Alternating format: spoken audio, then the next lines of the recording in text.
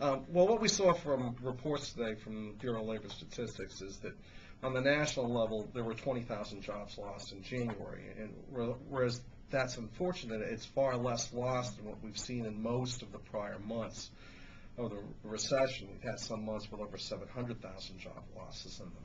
And the trend there is basically poised to add jobs in the near future. The problem was that at the same time, we saw the BLS come out with a report where they looked at job losses on a revised basis across the entire spectrum of the recession, and that came out with an additional 1.2 million jobs lost. So we went from 7.2 to 8.4 million job losses, which is a substantial revision, and which also brought the total amount of job losses for the recession to 6.1% of the workforce, which is the worst we've seen since the Great Depression.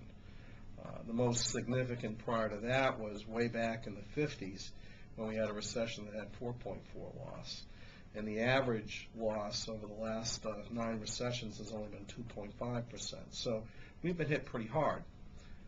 This means, in particular for Connecticut, Connecticut sells goods and services across the U.S. And so what we've seen is the customer base was actually hit a lot harder than we had thought. And that, of course, has been a challenge for the economy and sort of underlies why it's been so difficult.